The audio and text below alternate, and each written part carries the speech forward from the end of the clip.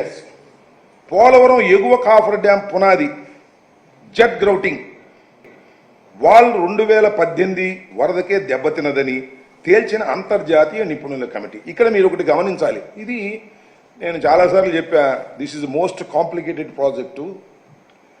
ఇది అంత తేలిగ్గా అర్థం కాదు, ఎందుకంటే నాకు కూడా అర్థం కాలేదు కాబట్టి అని అంటే చాలా ట్రోలింగ్ చేశారు.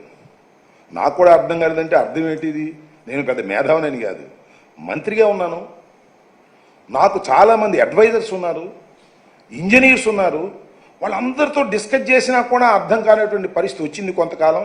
తర్వాత అర్థం చేసుకున్నాను అంటే చంద్రబాబు నాయుడు గారు కూడా ఆ దేశీ నవ్వుకునేటువంటి ప్రయత్నం చేశారు. ఇక్కడ ఒక మాట చెప్పాలి, చంద్రబాబు నాయుడు గారి లోపాలను మనం చెబితే ఆయన కోపం వస్తుంది, కానీ చాలా పెద్దవాడు, సీనియరు. ఆయన ఏమన్నాడు తెలుసా ఒకనొక సందర్భంలో, అసలు ఈ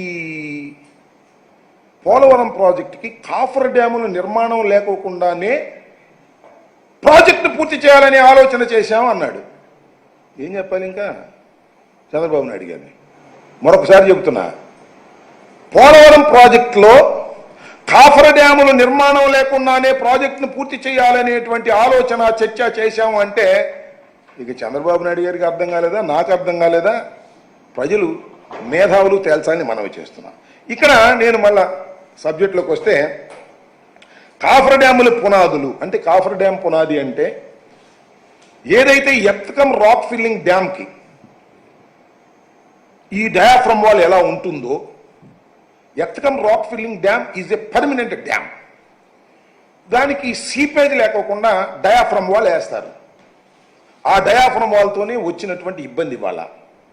ఆ డయాఫ్రమ్ వాల్ వేసే ముందు కాఫర్ డ్యాములు వేస్తారు, కాఫర్ డ్యాములు వేసే ముందు నదిని డైవర్ట్ చేస్తారు. ఇది సింపుల్ లాజిక్.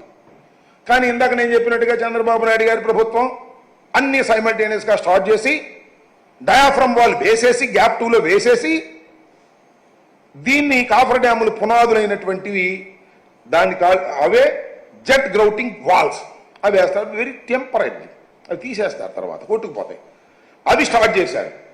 అవి స్టార్ట్ చేసిన తరువాత నేను ఇక్కడ మనవి చేస్తున్నా, 2018 చంద్రబాబు నాయుడు గారు అధికారంగా ఉండంగానే డయాఫ్రమ్ వాల్ కంప్లీట్ అయిపోయిన తర్వాతే, కాఫర్ డ్యాములు కంప్లీట్ కాకముందే, ఎప్పుడైతే జెట్ గ్రౌటింగ్ వాల్స్ అయిపోయినాయో వరద వచ్చింది. వరద వచ్చి డయాఫ్రమ్ వాల్ మీద ప్రవహించింది. దాని మీద జెట్ గ్రౌటింగ్ మీద కూడా జెట్ గ్రౌటింగ్ వాల్స్ మీద కూడా ప్రవహించింది. అప్పుడు కొద్దిగా దెబ్బతిన్నాయి, అది చెక్ చేసుకోలేదు.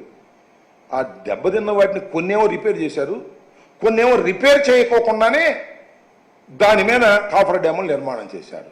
అందువల్లనే ఇవాళ సీపేజ్ వస్తుంది, భయంకరమైన సీపేజ్, ఆపలేకపోయే పరిస్థితి. కారణం ఏమిటని వీళ్ళు చెప్పారు, మేముగా చెప్పింది. రాష్ట్ర ప్రభుత్వంలో ఉన్నటువంటి వాళ్ళు కాదు చెప్పింది, కేంద్ర ప్రభుత్వంలో ఉన్న వాళ్ళు కాదు చెప్పింది.